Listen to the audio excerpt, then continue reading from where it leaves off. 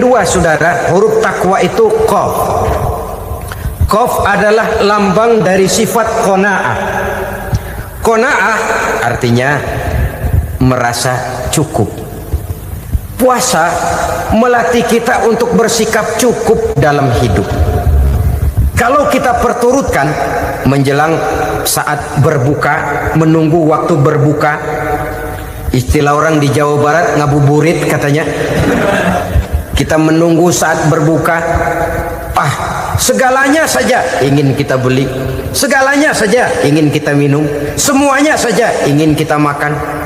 Sebab nafsu sudah begitu berupa, perut sudah sedemikian lapar, kerongkong sudah sedemikian haus, rasanya semuanya saja ingin kita telan. Tapi tahukah kita bahwa setelah maghrib berbunyi, berapa banyak yang kita makan, berapa banyak yang kita minum? Sesuaikah dengan keinginan kita tadi siang? Tadi siang semuanya ingin kita makan, tadi siang semuanya ingin kita minum. Setelah berbuka, berapa banyak yang kita makan, berapa banyak yang kita minum? Itulah kehidupan. Segalanya ingin kita kuasai, segalanya ingin kita punyai, tapi berapa sih yang benar-benar kita perlukan? Maka orang kaya adalah orang yang hidupnya cukup. Orang miskin hakikat yang selalu merasa kurang. Bagaimanapun besar rumah, banyak uang kita, berpuluh kendaraan kita, kalau hidup selalu merasa kurang, itu artinya kita masih miskin. Maka jikalau ingin menjadi orang kaya, kuncinya hakikatnya cuma satu, hati kita merasa cukup dengan yang diberikan Allah, bersyukur atas segala nikmatnya, dan dengan syukur itu nikmat itu akan ditambah oleh Allah Subhanahu wa ta'ala. Puasa menimbulkan sifat qanaah, dan qanaah adalah watak daripada orang-orang yang bertakwa kepada Allah Subhanahu wa ta'ala. Persis seperti orang minum air laut, makin diminum makin haus, makin diminum makin kering tenggorokan. Begitulah orang berhadapan dengan materi. Tadinya dia akan senang kalau dia merasa punya tanah ratusan hektar. Sudah ratusan hektar tidak cukup ngelamun lagi, alangkah nikmatnya kalau bisa beli gunung. Gunung dibeli. Sudah punya gunung, lihat laut. Aduh, kalau laut juga bisa dibeli, beli lagi laut. Sudah punya laut, lihat ke atas langit, ada yang jual apa enggak ya?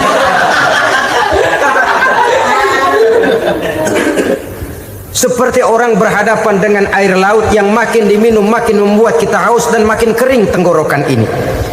Maka itu harus dihentikan. Sikap untuk menghentikan itu tidak lain adalah dengan sifat qanaah itu tadi, merasa cukup dengan apa yang diberikan Allah, mensyukuri nikmatnya. Itu yang kedua. Yang ketiga, pada kalimat takwa ada huruf wawu. Wawu adalah simbol dari sifat wara dengan ain. Wara, orang yang terpelihara dirinya baik dari yang syubhat, lebih-lebih dari yang haram.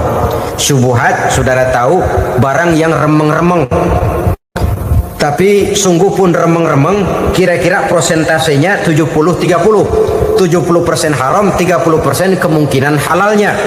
Maka yang syubhat lebih baik dijauhi daripada diambil.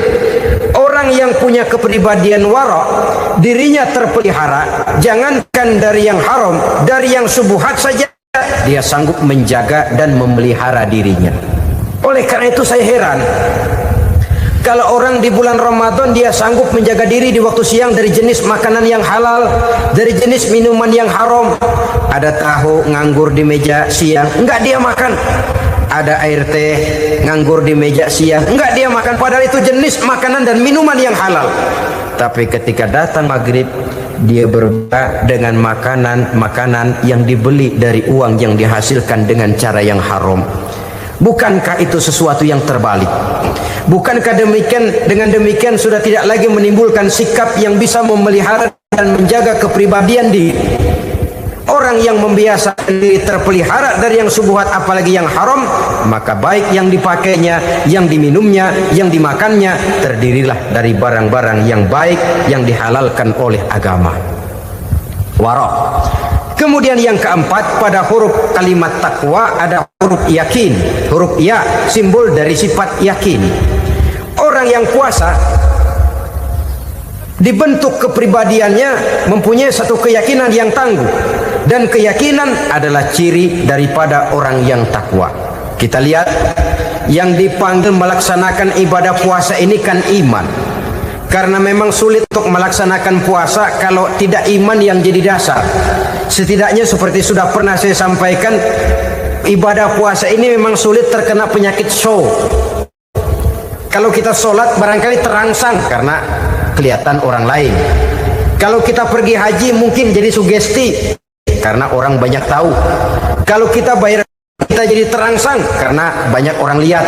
Tapi kalau sudah puasa, puasa itu kan yang tahu cuma kita dan Allah saja. Ya, kita sholat, orang lain lihat, kita jadi rada semangat. Kita pergi haji, orang lain banyak ngantar, kita semangat. Kita bayar zakat, orang lain banyak saksikan, kita bersemangat. Tapi kita puasa, siapa yang mau nyaksiin kita puasa? Siapa yang mau memuji kita puasa? Siapa yang mau menyanjung kita puasa? Itu cuma urusan kita dan Allah. Oleh karenanya, dasar daripada pelaksanaan ibadah